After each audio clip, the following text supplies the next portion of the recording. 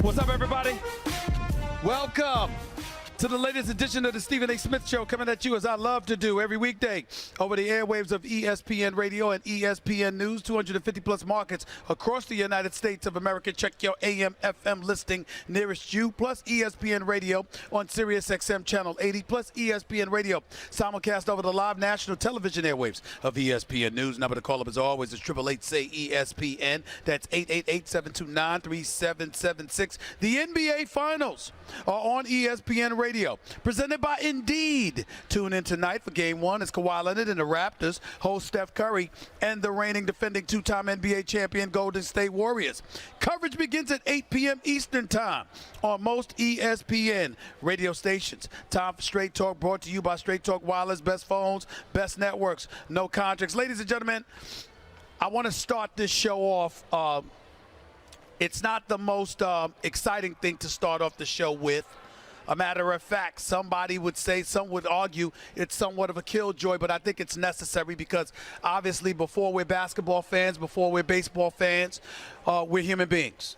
And we certainly care about the well-being of our fellow man and woman, and in particular, the level of sensitivity heightens exponentially when it comes to that of a young child. If you were watching baseball last night in Houston, Texas, a young fan at Wednesday night's game between the Chicago Cubs and the Houston Astros was struck by an Albert Amara Jr. foul ball sitting extended behind the third baseline. As you know, the nets come down the third baseline or whatever, but it gets to a point where it stops and the nets doesn't extend beyond a certain point. Well, unfortunately, this child seemed very, very young, was hit by a line drive. And obviously that was renewing calls for additional protective netting at Major League Baseball parks. He hit the fourth inning drive into the stands down the third baseline when it struck the young girl. She was picked up by a man. I think it appeared to be her dad, but we weren't sure. But there definitely was an elder gentleman with her. And he dashed up the stairs with the child at Minute Maid Park. You saw certain players crying. You saw, obviously, an incredible level of concern. This is a child that was hit by a line drive. And so we pray that she's going to be okay. We pray that she's going to be all right. Our condolences, obviously, go out to everybody. She seemed to be okay. We don't know that for sure, though, so let's not be presumptuous in that kind of thinking. But before we even get into stories or the conversations about talking sports, we certainly want to make sure that we can extend our heartfelt wishes to her, wishing her a speedy recovery and hoping that whatever injury she may have sustained isn't too serious. But it's obviously a scary thing. It would be a scary thing with any human being getting hit by a line drive shot. But for a child she didn't look like she was any older than 3 or 4. I don't know how old she was, but she didn't look any older than 3 or 4 years of age. We just hope and pray that she's all right. You're listening live to the Stephen A. Smith Show, ESPN Radio, ESPN News. I am coming at you live from Toronto, Canada.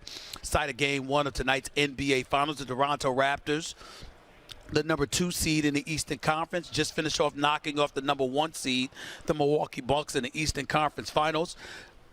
They are hosting these NBA Finals. They, too, had a better record than the Golden State Warriors. As a result of that, they have home court advantage. Games 1 and 2 will be in Toronto, along with Game 5, and if necessary, a Game 7. Games 3, 4, and if necessary, a Game 6 would be at the Oracle in Oakland, California. The last time they will have games there before they're moving to their new posh $1.5 billion new stadium. But nevertheless, all of these years, Golden State Warrior fans have been some of the best in the business.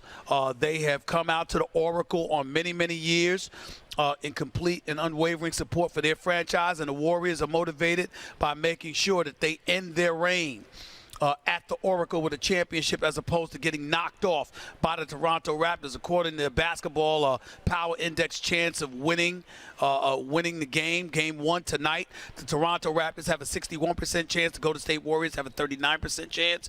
The reason for that being, I have no doubt, the absence of Kevin Durant in this series. He will be out definitively for Game 1. You have some people within the media, myself included, who've speculated that it's entirely possible that he may miss the entire entire series, we haven't heard nor seen of him warming up and engaging in basketball activity. He's going through rehab on that calf injury he sustained in Game 5 of the Western Conference semifinals against the Houston Rockets, because you haven't seen him since. It's been 3 weeks ago. So you got all of that stuff going on, and the reality is clear. When you look at the Golden State Warriors without Kevin Durant, combine that with the rust that they may have incurred courtesy of sweeping the Portland Trail Blazers and being out, not playing basketball over the last 10 days or so, one could argue Russ could play a big factor tonight. It could affect and impact Steph Curry's play, Klay Thompson's play, Draymond Green's play, along with the others. And as a result, the Warriors shouldn't be favored to win Game 1 of these NBA Finals.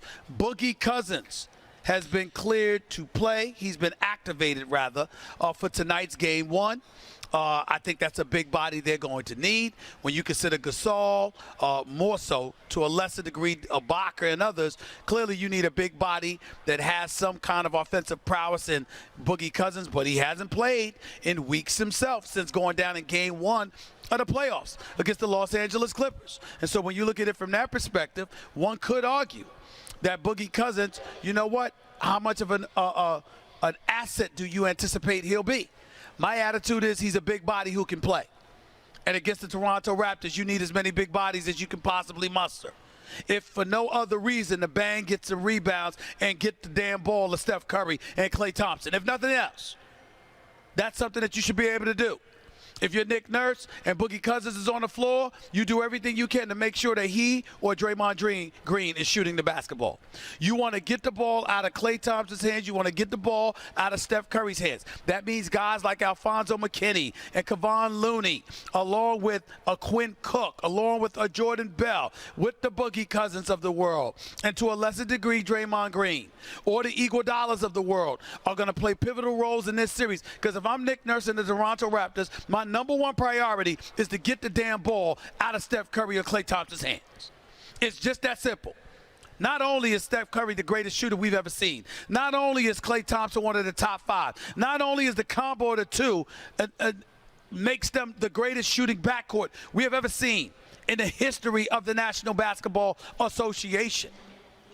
But on top of it all, this whole rust thing that might affect everybody else, it ain't going to affect them but so much. Not these two. When it comes to these two, it's a matter of their health. It's a matter of them being healthy enough to go out there and perform. And if Steph Curry and Klay Thompson are healthy enough to go out and perform, and they are, because they weren't injured, and now they've had 10 days rest, you know they'll be primed and ready to go. As Klay Thompson said, he's in killer mode. Don't want to hear nothing about Drake. Don't want to hear anything about anybody else. He's just on a seek and destroy mission. Now, we can look at a whole bunch of incentives that the Toronto Raptors have at their disposal, and I get all of that, and I agree with it. Don't disagree with any of it. Let's talk about the incentives of the Golden State Warriors. As a collection, as an organization, it's your last stop at the Oracle. All of these years you've been winning championships, and you're going to pick your last year at the Oracle to lose?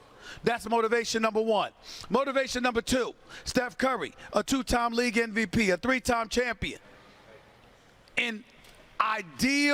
Having the ideal circumstances available to him. The ball in his hands, more volume opportunities because Kevin Durant is not somebody on the court with you that you have to share the ball with. And he's a league MVP that has never been an NBA Finals MVP. Hall of Famers look at that. People pay attention to that. There is no question about that.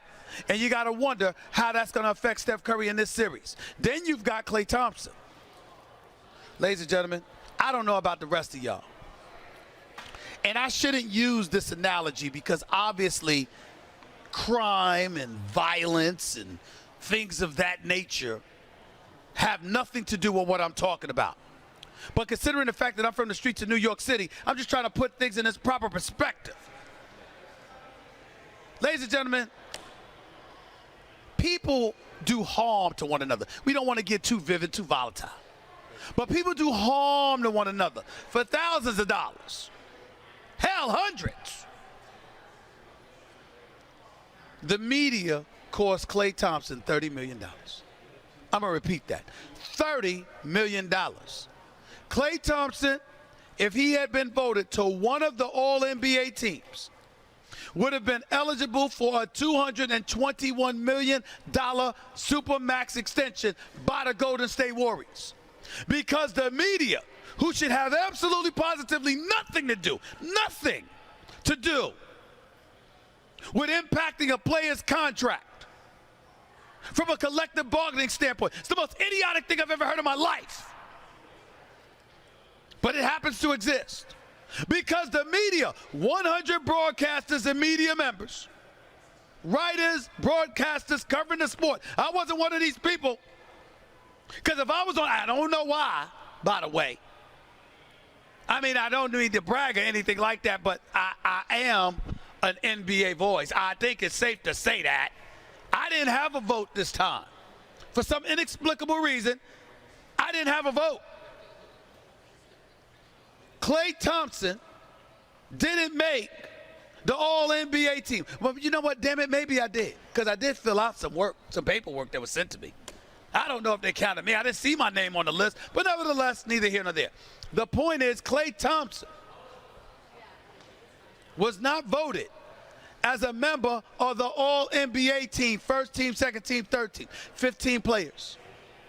15 players in the National Basketball Association were voted as better candidates than a three-time champion, one of the top 5 shooters in the game, who spent the last 71 games he played averaging 22 points on 47% shooting, 42% from three-point range. But because he had a bad first 7 games to open the season, it clearly was counted against him.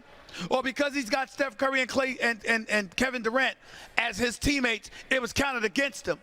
He didn't make the team. And as a result, Klay Thompson is only eligible for $191 million. Now, I understand $191 million is a lot of money. Please don't get me wrong. And I understand that's more money than 99% of us in this world would ever make. I get that. But I ask you a question, ladies and gentlemen. If you had a chance to make $30 million extra and you were prohibited from doing so because the media decided to put Kyrie Irving, Kemba Walker, Russell Westbrook, and various others on the team ahead of you, how would you feel? Because, see, that's really what this comes down to. It's not about the money. It's about why you were denied the money. And if I'm Klay Thompson, I want to use this finals to put on an absolute show, to show y'all and remind y'all what the hell I bring to the table and who the hell I am. You know who I am. Y'all know who I am. That's what I would be like if I'm Klay Thompson. So he's highly motivated. Make no mistake about it. Then there's Draymond.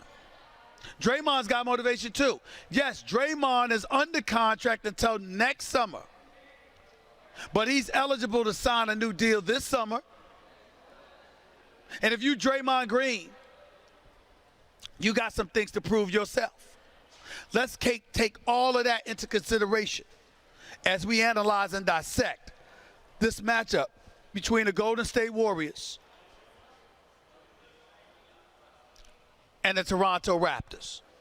Now, you might sit up there and say, well, Stephen A., you ain't telling the other side. Well, damn it, that's because you didn't wait. I'll tell you the other side. Kawhi Leonard is a superstar. Kawhi Leonard, without question, is one of the best players in basketball. Kawhi Leonard, without question, is something special to behold. And it simply cannot be denied.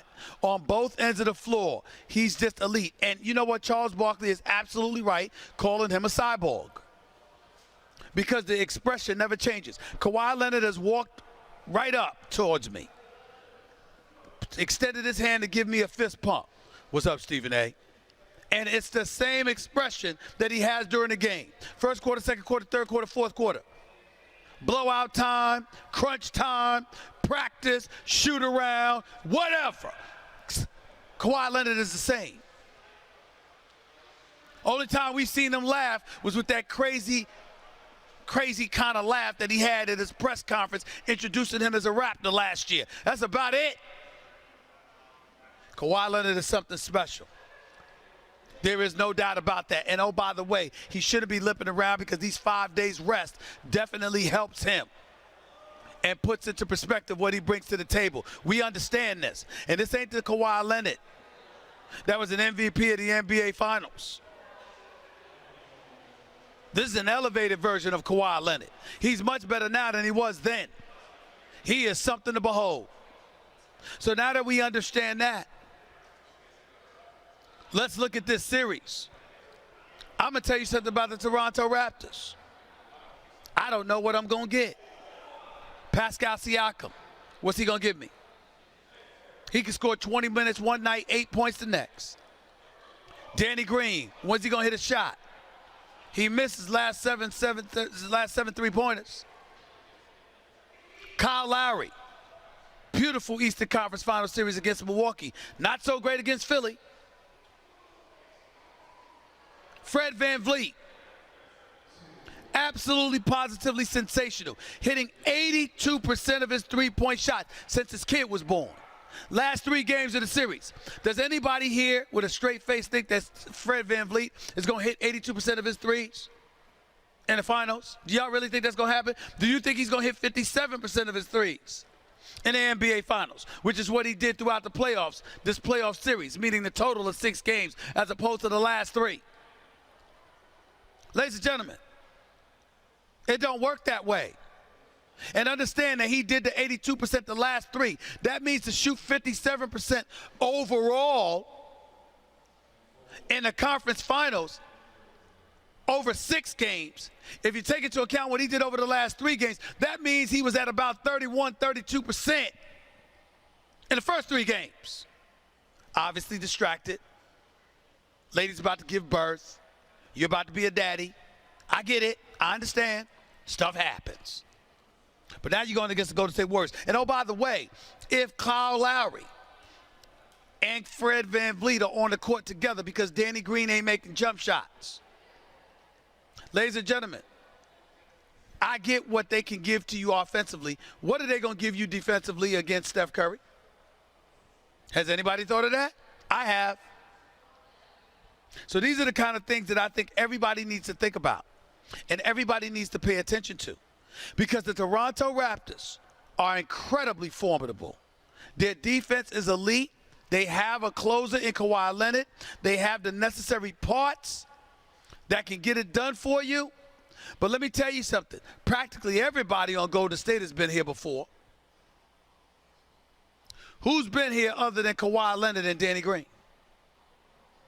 Marc Gasol ain't been in the finals. Kyle Lowry hasn't been in the finals. Fred VanVleet hasn't been in the finals. Norman Powell hasn't been in the finals. Serge Ibaka went to the finals but lost to Miami. I mean, what are we talking about here? Where are these folks? Where's the experience? I often use a phrase, not to offend anybody, it's just reality. When crunch time arrives, palms get sweaty, backsides get tight. There's certain people that ain't made for these moments. Can you point to anybody on Golden State that you feel that way about? It ain't Sean Livingston. It ain't Andre Iguodala. It ain't Draymond Green, who dropped 32 and 15 in a Game 7 against the Cleveland Cavaliers and LeBron James. It ain't Steph Curry. It ain't Klay Thompson. Who you got? I got news for you. It ain't this simple. Y'all better pay attention. It's not going to be easy, and I know that. But when we talk about the Toronto Raptors, we're acting like they're a team that's been there before. Now, there are teams that haven't been there before. Detroit Pistons going up against Shaq and Kobe and the Lakers. Chauncey, Rip Hamilton, Rasheed Wallace, Benny Wallace, Tayshaun Prince. They hadn't been there before, and they ran roughshod over the Lakers. I get it. Do y'all think that the same is going to happen with Kawhi Leonard? That he's going to be able to carry this bunch? And I say to you, yes, under most circumstances. But against a team like the Golden State Warriors, I don't think so. Raptors won both regular season games, averaged 122 points in those games, shot 50% from the field and 36% from three-point range in those games, which means they shot better from the field and better from three-point range than the Golden State Warriors. Regular season is a different animal. Game 1, Steph Curry didn't play. Kevin Durant did. Game 2, Kawhi didn't play. So neither is an indication of what may transpire throughout these playoffs. I get where everybody's coming from in terms of picking the Toronto Raptors. My response is, I hope you can get where I'm coming from by saying, I doubt that they're going to be able to knock off the reigning defending two-time champions, but you never know.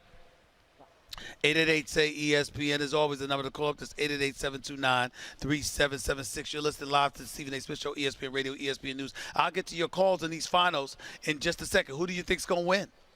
Who do you think's going to be the MVP? Who do you think's going to be the X factor? Is there more pressure on Steph or more pressure on Kawhi? Who do you think? What's going on? What's your thought process? Inquiring minds want to know. Stephen A. Smith Show, ESPN Radio. That was Straight Talk Wireless. Everything for less. Only at Walmart.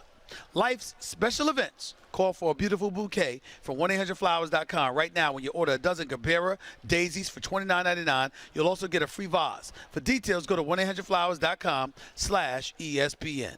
Back with your calls and more in a minute. Your radio, your computer, your phone, or just